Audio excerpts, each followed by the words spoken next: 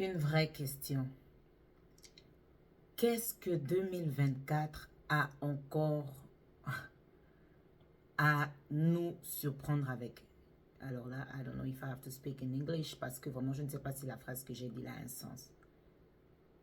Quelles sont les surprises que 2024 a encore pour nous? Parce que lorsqu'on pense que c'est terminé, eh bien non, il y en a encore.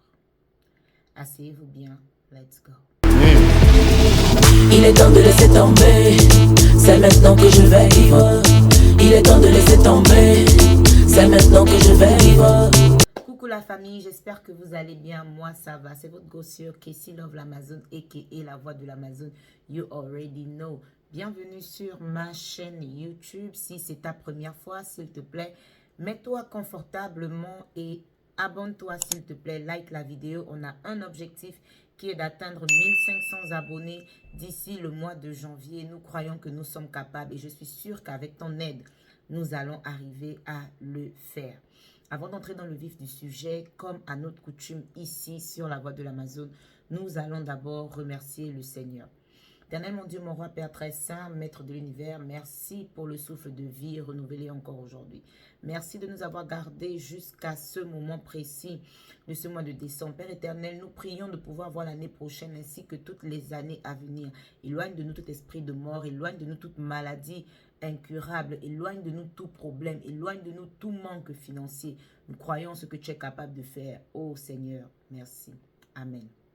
Amin. Bismillah. Bassé, so morid be. Ladies and gentlemen, ici sur la voie de l'Amazon, on a un seul slogan et c'est paix, positivité ou rien. Je me répète, peace, positivity or nothing. Nothing, my man, nothing. C'est bon, tu es assis, tu es confortable. Mon Dieu, mon roi. Let's talk about that because ça devient autre chose. La famille, j'en ai marre de venir faire des vidéos que pour des faits divers. Alors là, autant j'ai une liste de story time que j'ai envie de raconter à chaque fois. Mais avant même de continuer, vous regardez la vidéo, vous ne vous abonnez pas. La famille, les abonnés ne montent plus. Les abonnés ne montent plus, s'il vous plaît. Je sais que tout le monde aime bien parler des drames et qu'on sort, mais vous savez qu'ici, nous, on apprend, on débat, on s'éduque. D'accord? On ne fait pas que dans du gossip. D'ailleurs, on ne fait pas dans du gossip. On prend juste des sujets populaires sur la toile pour pouvoir s'éduquer, pour pouvoir se protéger, pour pouvoir éviter de tomber dans les mêmes situations. Donc, s'il vous plaît, la famille, essayez de partager la vidéo autour de vous. Essayez de partager la vidéo autour de vous. Lorsque vous entrez dans la vidéo, likez. Si quand vous cliquez dans la vidéo, ça ne vous amène pas directement sur l'application, allez-y sur l'application YouTube. Quand vous allez sur l'application YouTube, c'est important d'avoir son compte YouTube. C'est important d'avoir son compte YouTube lié à son email. C'est ça qui vous permet de vous abonner. Car je sais que certaines personnes n'arrivent pas forcément à s'abonner directement. Mais c'est parce que votre compte YouTube n'est pas lié à votre adresse email. Que ce soit votre Yahoo, que ce soit votre Gmail. S'il vous plaît, faites-le. J'en ai vraiment besoin. Et je suis sûre que plein d'autres YouTubeurs aussi en ont besoin. Mais là, on parle de moi. Voilà, la famille, ce n'est pas un sujet drôle ou amusant qui nous amène ici. Vous avez pu voir par le titre de la vidéo, encore un RIP, encore un rape. My God, mais c'est effrayant. C'est effrayant, c'est affolant, c'est crazy en fait. Parce que cette fois-ci, on est sur ce qu'on appelle un parricide. Pour ceux qui ne le savent pas, c'est lorsqu'un membre de la famille ôte la vie à un parent, d'accord? Que ce soit un enfant qui ôte la vie à un parent. Et c'est exactement ce sujet que nous allons parler ici aujourd'hui. Un jeune garçon de 11 ans à Bafoussam, une ville de l'ouest du Cameroun au quartier Congo, a ôté la vie à son père pour des raisons incroyables. Ôter la vie à son papa. Avant d'entrer dans qu'est-ce qui peut emmener un enfant, un petit garçon, un préadolescent à arriver à cela, expliquons les faits. Le jeune petit Ismaël, qui vit avec son père depuis quelques mois, dont la mère l'a laissé avec le père depuis quelques mois, dû au fait qu'il soit un enfant assez turbulent. on va dire même un petit délinquant, un enfant assez difficile. La maman, étant séparée de son papa, a donc décidé d'envoyer le fils chez son père. Le père étant un chauffeur de moto, communément appelé au Cameroun un benskiner, travaille donc et vit avec son jeune petit garçon à Bafoussam Ismaël depuis quelques mois maintenant. D'accord. Le jeune monsieur, donc le papa d'Ismaël, est rentré du travail et Ismaël lui a demandé, papa, je te mets de l'eau pour te laver. Il a dit oui. Papa est allé se laver, papa est allé se reposer. Pendant son sommeil, Ismaël a utilisé un couteau qu'il allait prendre à la cuisine et a décidé de tchouk son papa. D'après le journal, d'après les news, Ismaël a multiples fois tchouqué son papa pendant que le papa dormait. Le papa sort donc avec le sang sur lui, alerte les voisins et dit « Mon fils m'a fait cela, mon fils m'a fait cela ». Alors, comme en Afrique, on le sait très bien, un délinquant, c'est la bastonnade. Alors, le petit a été appréhendé par les habitants du quartier qui l'ont sévèrement bastonné pendant que le papa, lui, a été conduit à l'hôpital. Une fois arrivé à l'hôpital, le monsieur a succombé à ses blessures et malheureusement a rendu l'âme. Les policiers sont arrivés sur les lieux et ont appréhendé le jeune Ismaël. Une fois arrivé au commissariat, le jeune Ismaël a été filmé. La vidéo est publique sur les réseaux sociaux. Je ne sais d'ailleurs pourquoi. La vidéo est publique sur les réseaux sociaux. On a Ismaël qui est menotté par derrière et qui est dans une interview abracadabrante où le policier lui demande d'expliquer les faits. C'est un jeune garçon en classe de 6e. Voilà, il est en 6e. Et là, le policier lui demande d'expliquer les faits. Il dit que son papa est rentré du boulot. Le papa est parti se reposer. Et là, lui, il a décidé de faire son acte. Lorsqu'on demande à Ismaël pourquoi est-ce qu'il a commis cet acte, il dit parce qu'il voulait rentrer chez sa maman. Et là, le policier rétorque en disant, mais tu ne lui as pas déjà demandé avant que tu voulais aller chez ta maman? Ismaël dit oui, j'ai déjà demandé avant que je voulais aller retourner chez maman, mais il a refusé. Donc moi, je voulais juste le blesser pour qu'il parte à l'hôpital. Et que lorsqu'il part à l'hôpital, moi par derrière, maintenant, je cherche la route de chez maman, mais je ne suis pas allée chez maman plus tôt parce que je ne connais pas la route pour aller chez maman, d'où le fait que je voulais que ce soit lui qui me dépose. Ça, ce sont les explications données par Ismaël. OK? Et les explications, avant de continuer sur l'interview abracadabrante d'Ismaël, d'après les news à la télé, le papa d'Ismaël qui dit qu'Ismaël voulait s'acheter un vélo, d'où le fait que lorsque lui, il est rentré du travail, sans sa sacoche d'argent, il dormait avec ça. Donc, les news disent que Ismaël voulait donc prendre l'argent de son papa pour pouvoir aller s'acheter un vélo, étant donné que le papa a refusé. Ismaël, quant à lui, lors de l'interview, dit qu'il voulait retourner chez sa maman. Et comme son papa refusait, il s'est dit qu'en blessant le papa, et que d'ailleurs, il n'a pas donné multiples coups, il a mis un seul coup, le but était de le blesser au niveau du torse. Un seul coup et qu'ensuite après, voilà, comme je vous ai dit plus tôt.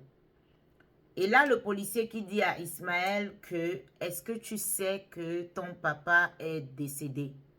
Et là, on a un Ismaël qui fond complètement en larmes. Ismaël explique maintenant aussi que lorsque les voisins ont été alertés, la population l'a bien bâblé, la population l'a bien dosé. Avant que les policiers n'arrivent, c'est tout ce qui s'est passé. Et ensuite, on l'a emmené, papa est parti à l'hôpital, lui, on l'a emmené au commissariat. Et voici la version d'Ismaël. Ismaël est complètement écroulé lorsqu'il apprend que son papa est décédé. Oh mon Dieu. Oh mon Dieu. My goodness. Mais comment est-ce qu'on fait pour arriver à ce degré? Comment est-ce qu'on fait pour qu'un jeune homme de cet âge se retrouvent à faire ce genre d'acte. Et l'Afrique, à quoi ça sert d'attraper le petit et de le bastonner de cette manière? Et si lui aussi, il rendait l'âme pendant la bastonnade? Et si, et lorsqu'à l'hôpital, et lorsque, comment ça s'appelle, en cellule, au commissariat, on filme le petit, quel est le but? Ce n'est pas, je tiens à préciser, le journal qui montre la vidéo du petit en arrestation. Non, c'est un policier qui filme directement avec son téléphone. Mais où sont les mœurs? Mais où sont les mœurs?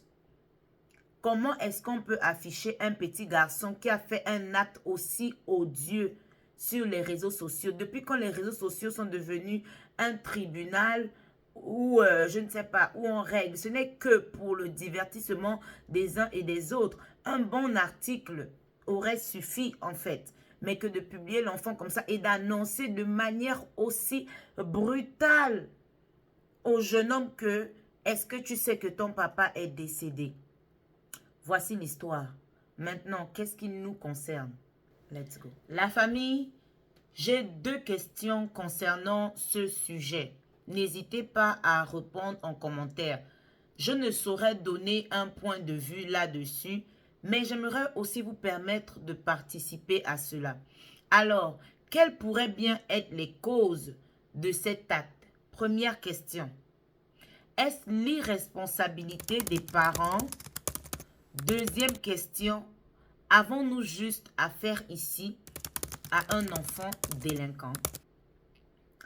La famille, vous savez, les familles recomposées sont des familles très difficiles. Ça, je le dis souvent. Les enfants de familles recomposées sont appelés à tellement de choses. À tellement de choses. Mais vraiment, autant les filles peuvent finir par devenir des filles hyper frivoles, des prostituées, même des voleuses, des braqueuses, des droguées, autant les hommes peuvent devenir, je ne veux encore une fois juger l'orientation sexuelle de personne, étant donné que j'accepte tout le monde, ok? Parce que tout le monde ici, nous sommes tous des humains, à moins que tu as muté avec un animal.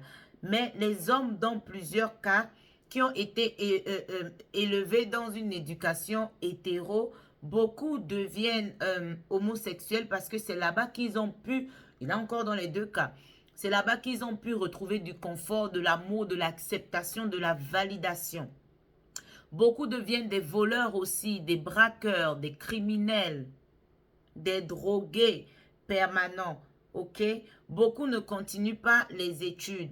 Gloire à Dieu, il y a encore des bonnes familles recomposées où la maman a trouvé un bon mari et il s'occupe bien des enfants, où le mari a trouvé une bonne femme et elle s'occupe bien des enfants. Mais les enfants en eux-mêmes dans leur tête, une fois qu'ils sont nés, ils aimeraient bien être avec leur papa et leur maman. D'accord? Là, nous avons le cas d'un couple séparé. Déjà, je tiens à préciser, je ne pense pas que lorsque 2 personnes font des enfants de manière intentionnelle, leur but est de se séparer. Je ne le pense pas. Je ne pense pas qu'il y a un parent, pas les grossesses accidentales, là où l'homme ne voulait pas l'enfant, la femme est partie prendre l'enfant, ou bien la femme ne connaissait pas calculer son cycle, l'homme l'a piégée, elle est tombée enceinte. Non. Je parle vraiment de 2 personnes qui ont fait l'enfant ensemble, qui étaient en accord. Ça m'étonnerait que leur but était qu'ils vont se séparer et chacun aller de son côté. Mais vous savez, ça a un grand impact, cette séparation, surtout lorsqu'elle n'est pas faite à l'amiable. Parce que les 2 adultes, on ne reste plus dans les foyers juste à cause de l'enfant, parce que beaucoup de femmes ont perdu la vie là-dedans. Beaucoup d'hommes sont devenus des soulards, sont devenus des ivrognes à cause de vouloir supporter une femme toxique dans le foyer dû au fait qu'ils veulent voir leurs enfants grandir. Beaucoup de femmes sont restées dans des foyers et ont dépéri parce qu'elles voulaient voir les enfants grandir alors que le couple n'allait plus. Mais on a effectivement des couples qui trouvent le moyen de se séparer afin de préserver la santé mentale de l'enfant. Ce qui nous manque beaucoup en Afrique. Les parents sont très égoïstes. lorsque ça ne va plus avec papa ou lorsque ça ne va plus avec maman, ils n'ont rien à foutre de l'enfant au milieu, la majorité. Ils n'ont rien à foutre de l'enfant au milieu. Ils se séparent de manière brusque. Chacun va de son côté, l'autre va de son côté. La personne qui garde l'enfant, point. Le jour où, comme dans le cas de notre grande sœur ici, ça ne va plus de son côté, parce que oui, l'enfant n'a pas de repère masculin. Parce que ça explique clairement, ça veut dire que la maman n'était pas dans un foyer stable. Elle n'était pas dans un foyer stable. Ce qui fait donc que le jeune homme n'avait pas d'autorité paternelle. En n'ayant pas d'autorité paternelle et en étant un garçon qui va à l'école en plus, qui est déjà au niveau de la 6e. Les enfants d'aujourd'hui sont très développés. Nous aussi, on a été très développés d'ailleurs. La technologie a évolué. Il y a les envies. Tu vois ton camarade tel, il porte cette belle chaussure-là, cette belle Nike-là, ce joli t-shirt-là, cette jolie casquette. Il a ce joli téléphone-là. Quand tu demandes, mais qui t'a acheté ça? Oh, mon père m'a donné ça à la Noël. Maman m'a offert ça à la Noël. Mes parents m'ont donné ça tel jour. Et puis toi, tu as seulement maman qui se bat pour que vous puissiez survivre. Maman même n'a même pas d'abord même assez. Maman, c'est une petite vendeuse comme ça là au quartier. Ou maman fait un peu le ménage ici. Ou maman se bat. Ou même maman pas même encore même à l'école. Maman, on vit même encore même chez les grands-parents encore justement. Maman n'a peut-être pas. Et vice-versa. Ça crée l'envie dans l'enfant. Ça crée l'envie. Et lorsque ça crée l'envie, le petit n'est pas à l'abri de... Comment on appelle ça? Le petit n'est pas à l'abri du vouloir extrême, du risque, c'est-à-dire de voler.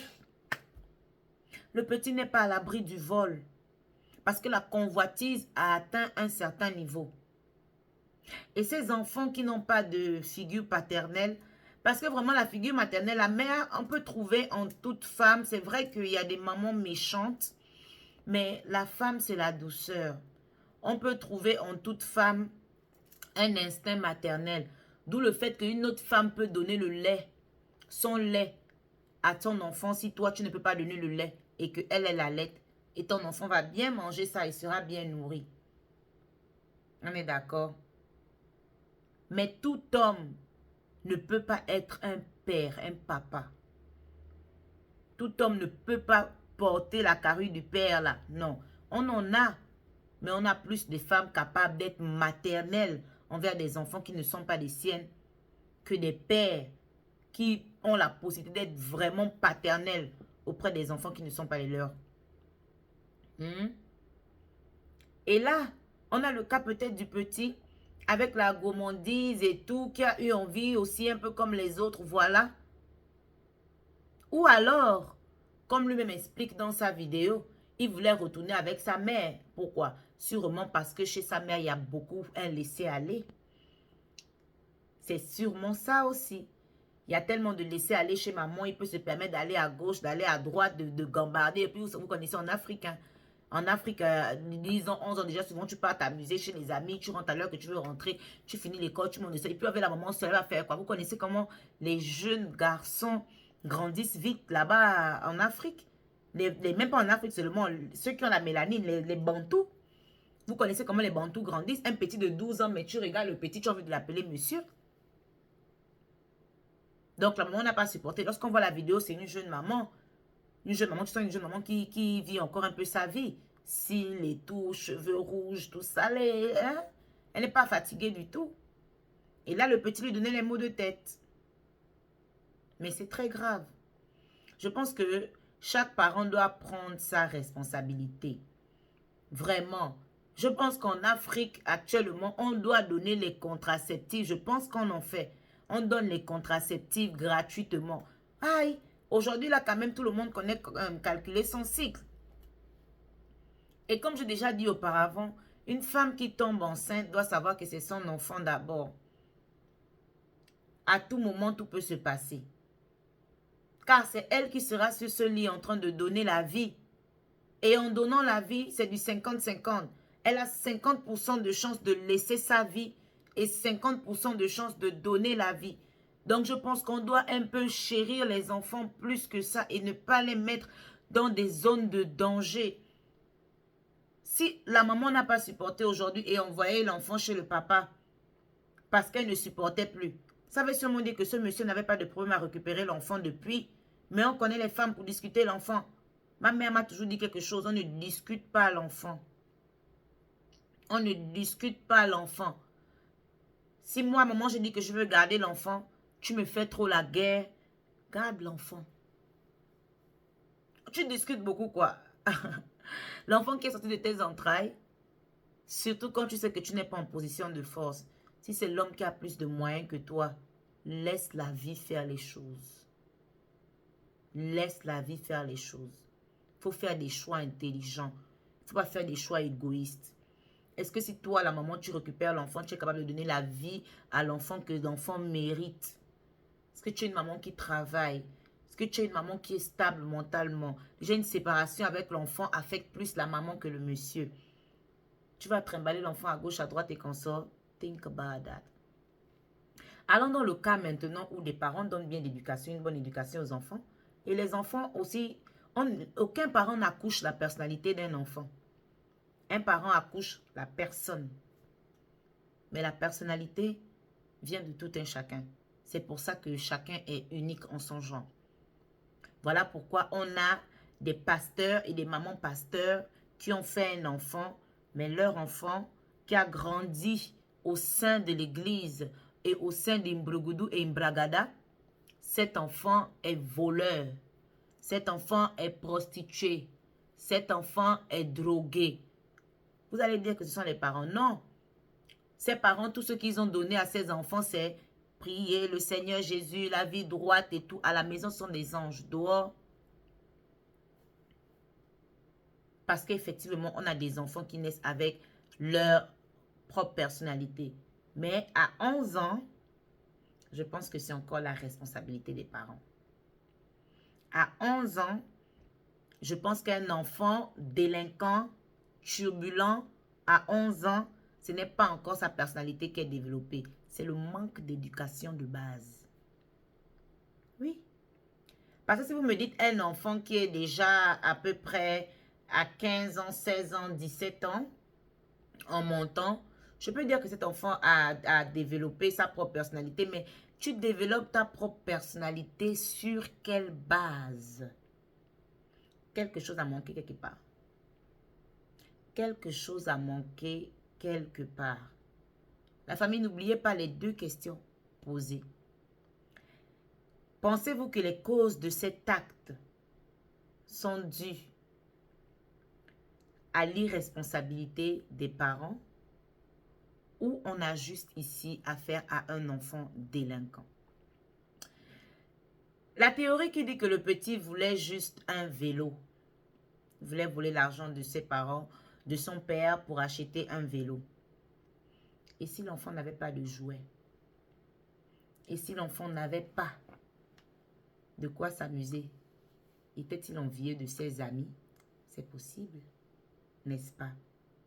Mais au point d'arriver à faire cela, moi, après avoir regardé sa vidéo, ça m'a vraiment touchée.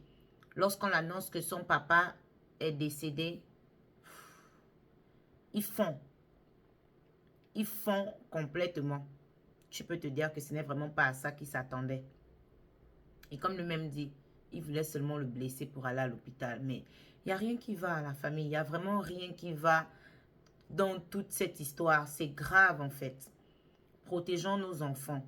Même le parent, lorsque tu as un peu, apprends à ton enfant comment aimer et valoriser le peu que tu lui donnes. Peut-être que ses amis ont le vélo, mais lui, tu vas lui montrer sûrement que maman n'a pas ou bien papa n'a pas pour t'acheter le vélo là. Mais regarde, j'ai pu t'acheter la petite voiture. Et tu sais quoi? C'est ton cadeau, ça t'appartient. Tu aimes ta voiture? Oui, aime ta voiture, ne t'inquiète pas. Lorsque maman aura un peu d'argent, et c'est même pas le petit vélo là qu'elle va t'acheter. Elle va t'acheter un vélo encore plus grand avec telle ou telle chose. Donner de la valeur, montrer aux enfants qu'ils peuvent valoriser les petites choses. Mais lorsqu'un enfant, c'est fréquent hein, chez nous en Afrique, ce que je veux dire, vient demander à ses parents qu'il veut quelque chose parce qu'il a vu chez ses amis, ah, quitte là-bas. Hein, tu es malade? Tu crois que l'argent que j'ai là, c'est pour t'acheter les bêtises? Fous-moi le camp là-bas. Tu pars voir les choses chez les gens et puis tu veux venir demander, c'est souvent les tapes même. Mais comme la psychologie enfantine n'existe pas chez nous en Afrique et on ne considère d'ailleurs pas la psychologie, beaucoup d'enfants passent par ce genre de choses. Sinon, ce genre de conneries sont fréquents aussi ici, hein, en Occident. Hein. C'est fréquent aussi ici. Mais ils ne sont pas pour autant affichés sur Internet. Parce qu'ils ont un avenir demain.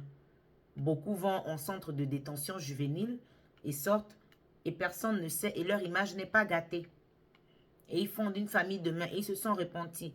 Et ils ne sont plus dedans. Ils ont fait un travail psychologique. Ils ont été avec des professionnels. Je me demande si cet enfant, après l'avoir exposé comme ça, aura-t-il quand même un suivi psychologique? Paix à l'âme de son papa. Mon Dieu, quel acte. On va dire que le pauvre monsieur a fait quoi? Qui mérite de mourir? Et dans ce genre de circonstances, personne. Mais ce n'est pas pour autant de gâcher la vie de l'enfant aussi. C'est un gamin. Il a fait une bêtise. Sauf que sa bêtise était fatale. C'est ça le problème. Ah, que dire? Voilà, ladies and gentlemen, c'est ça que j'avais pour vous aujourd'hui sur ce paramicide. Mon Dieu, oui, paracétamol, je ne sais même pas. Paramicide, oui, sur ce paramicide. Attendez, je peux être là comme ça, je dis paramicide. Déjà, c'est pas paramicide, hein. Je vais chercher. Aïe, voilà. Je voulais parler le gros français de Molière, ça m'a loupé. Sur ce parricide. Ah, je sais pas, maintenant c'est parricide. Là, moi, je cherche en anglais. Hein. Si c'est en anglais, c'est le même mot en français, mais c'est ça. L'acte d'ôter la vie à un parent de manière intentionnelle. Parce qu'à la fin de la journée, ça a été de manière intentionnelle.